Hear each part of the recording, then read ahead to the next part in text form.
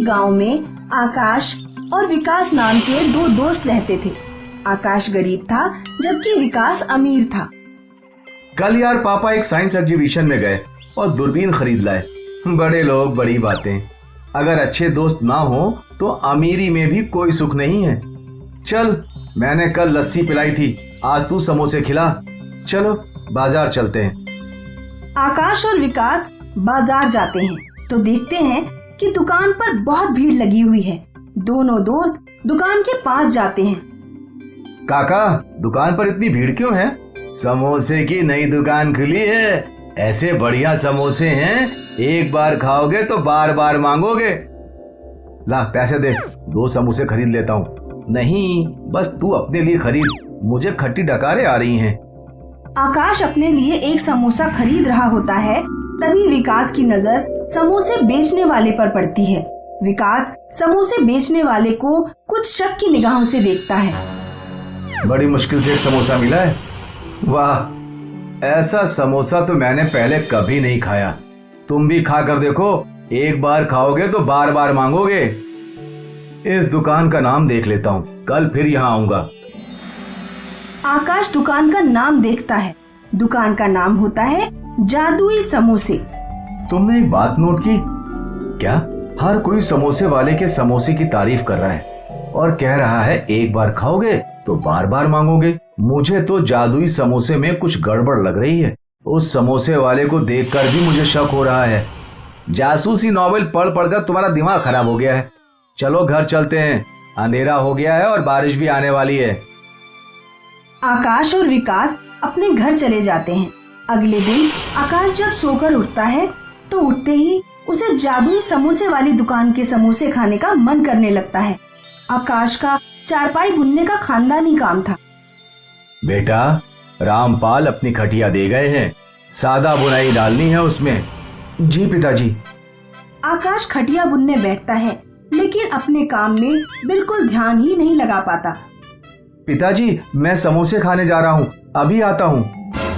2-3 दिन तो आकाश के पिताजी ने आकाश से कुछ नहीं कहा, लेकिन फिर एक दिन आकाश जब सुबह सुबह समोसे खाने जाने लगा तो पिताजी ने उसे टोक दिया।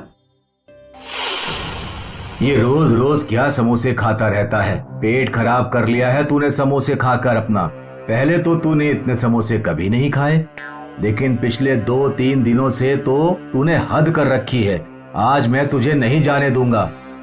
लेकिन पिताजी, मैं बिना समोसे खाए नहीं रह पाऊंगा।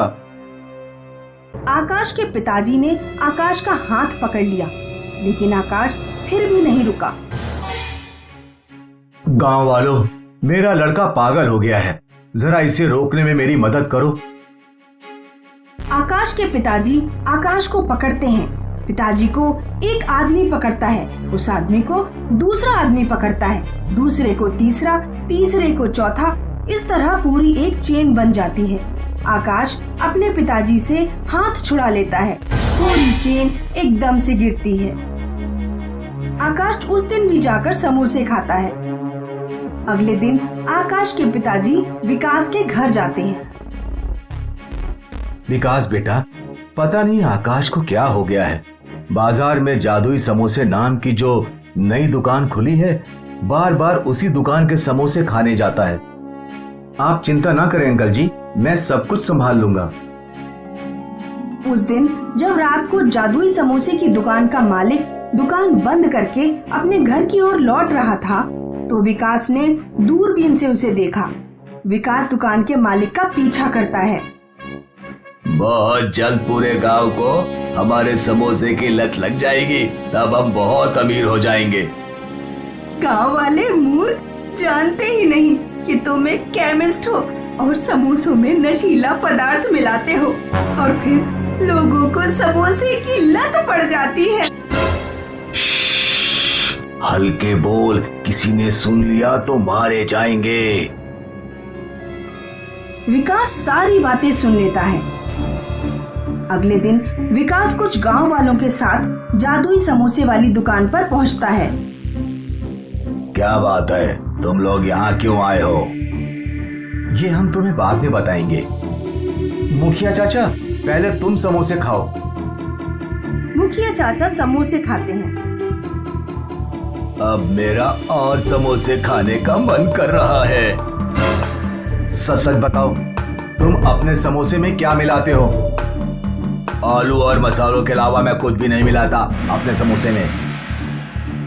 सच बोल दो वरना मैं अभी पुलिस को बुला लूंगा। पुलिस का नाम सुनते ही दुकान का मालिक डर जाता है और सब कुछ कबूल कर लेता है। मुझे माफ कर दो। अपनी बिक्री बढ़ाने के लिए मैं समोसों में नशीला पदार्थ मिलाता था ताकि लोगों को समोसे की लत लग जाए और वो बार बार मेरी दुकान पर समोसे खाने आए। विकास तुरंत पुलिस को फोन लगाता है। पुलिस आकर केमिस्ट को गिरफ्तार करती है। इसीलिए मैं तुमसे कहा करता था कि बाहर की चीजें ज्यादा नहीं खानी चाहिए। एक गांव में सोनम नाम की एक लड़की अस्पताल के बाहर छोले बेचा करती थी। गर्मा गर्म छोले ले लो, चना जोर गरम बाबू मैं लाई मजेदार चना जोर गरम, इसमें डाला है बढ़िया मसाला, इसे खाएगा दिल वाला, ले लो चना जोर गरम। सोनम के छोले खूब बिका करते थे। अस्पताल के मरीज जब ठीक होकर बाहर आते तो वे एक बार सोनम के छोले जरूर खाते। अस्पताल के बाहर पिंकी नाम की एक पापड़ बेचने वाली भी आती थी। पिंकी के पापड़ कम बिका करते थे, इसलिए वह सोनम से बहुत चिढ़ती थी।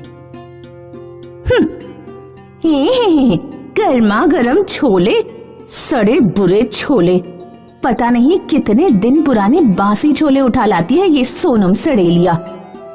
मेरे छोले तेरे गंदे सड़े पापड़ों से तो अच्छे ही हैं। सच बता, कितने दिनों से नहाई नहीं है? सोनम शाम को घर लौटकर अपनी बूढ़ी बीमार माँ की सेवा किया करती थी और उसे दिन भर की बातें भी सुनाती। अम्मा, आज एक अमीर ग्राहक ने मुझे 100 रुपए की टिप दी। ये क्या होता है? जब कोई खुश होकर कुछ एक्स्ट्रा पैसे देता है तो उसे ही टिप कहते हैं। बेटी, तू अपनी शादी के लिए कोई लड़का ढूंढ ले। मैं तो कहीं उठकर जा भी नहीं सकती। पहले तुम पूरी तरह स्वस्थ तो हो जाओ, तब मैं अपनी शादी कर लूंगी। सोनम की माँ का स्वास्थ्य दिन पर दिन बिगड़ता गया। एक दिन उसे अपनी माँ को लेकर अस्पताल जाना पड़ा। पिंकी यह देखकर बहुत खुश हुई। सोनम की अम्मा अस्पताल में है, वो अब छोले बेचने नहीं आ पाएगी। तब तक मैं छोले का धंधा जमा लेती हूँ, ऐसा बढ़िया मौका फिर नहीं मिलेगा। पिंकी ने पापड़ बेचना छोड़ दिया और छोले बेचने लगी। लेकिन पिंकी के छोले का स्वाद लोगों को पसंद नहीं आया और पापड़ की तरह उसके छोले भी बहुत कम बिके। उधर सोनम की माँ की तबीयत ठीक हो गई और वह दोबारा छोले बेचने आ गई। सोनम के वापस आते ही उसके पास ग्राहकों की भीड़ लग गई। मैंने छोले बेचे तो किसी को पसंद नहीं आए, और इस सड़ेलिया के छोले देखो, लोग कैसे लपालप खा रहे हैं। इसे और इसके ग्राहकों को मजा चखाना पड़ेगा। पिंकी चुपके चुपके सोनम पर नजर रखने लगी। एक दिन जब सोनम अपनी छोले की टोकरी बाहर रखकर टॉयलेट के लिए अंदर गई तो पिंकी ने उसके छोलों में खुजली की दवा मिला दी। उस शाम जिसने भी छोले खाए वह खुजली से परेशान हो गया। इस लड़की के छोले खाने से खुजली हो रही है, भगाओ इसे यहाँ से। लोग सोनम को अस्पताल के बाहर से भगा देते हैं। पिंकी यह सब देखकर बहुत खुश होती है। अब आया ना मजा। सोनम वीरपुर जाने वाली सड़क किनारे बैठकर रोने लगी। अब मैं अपनी माँ का इलाज कैसे कराऊंगी? सोनम के पास एक बुढ़िया खाना मांगने आई। बेटी, अपनी टोकरी से कुछ छोले मुझे दे दो, बहुत भूख लगी है। अम्मा, ये छोले मत खाओ, इनमें किसी ने कुछ मिला दिया है। मेरे पास 100 रुपए हैं, चाहो तो ये ले जाओ, कहीं से खाना खरीद कर खा लेना। सोनम ने बूढ़ी औरत को अपना 100 का नोट दे दिया। बूढ़ी औरत ने छोलों के ऊपर अपना हाथ किया, कुछ प्रकाश हुआ, फिर वह बूढ़ी औरत चली गई। सोनम खुजली वाले छोले लेकर घर पहुंची। उसने सारी बात अपनी माँ को बताई। ला, एक चम्मच छोले मैं खाकर देखती हूँ, पता लग जाएगा कि इससे खुजली हो रही है या नहीं। माँ ने 1 चम्मच छोले खाए। छोले खाते ही सोनम की माँ एकदम स्वस्थ हो गई। बेटी, मैं बहुत अच्छा महसूस कर रही हूँ और मुझे कहीं खुजली भी नहीं हो रही है। लगता है तुम्हें जरूर कोई गलतफहमी हो गई होगी। तुम इन्हीं छोलों को कल दोबारा बेचने जाना।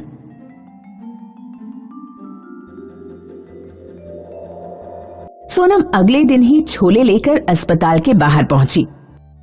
अस्पताल के बाहर ये बात फैल गई कि एक लड़की जादुई छोले बेच रही है, जिसके छोले खाने से कोई भी बीमारी ठीक हो जा रही है।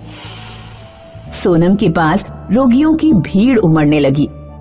लोगों ने उसे 2 गुने 3 गुने पैसे दिए और छोले खाए और सभी स्वस्थ होकर अपने घर लौट गए।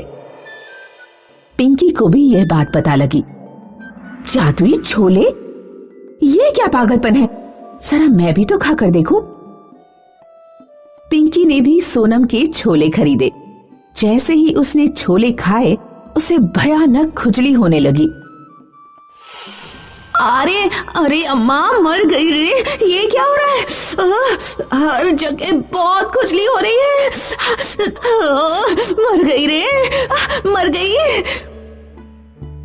सोनम ने देखा कि बूढ़ी औरत जिसे उसने 100 का नोट दिया था, दूर खड़ी मुस्कुरा रही है। सोनम समझ गई कि जादुई छोले उसी बूढ़ी अम्मा का चमत्कार है।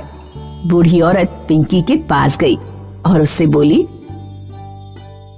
क्या अब भी तुम कभी दूसरों के सामान में कोई उल्टी सीधी चीज तो नहीं मिलाओगी? अगर तुम वादा करो तो मैं तुम्हारी खुजली ठीक कर दूं। हाँ हाँ हाँ, मेरी खुजली जल्दी से ठीक करो। मैं वादा करती हूँ, आगे से कोई शरारत नहीं करूंगी। औरत पिंकी को ठीक कर देती है और गायब हो जाती है।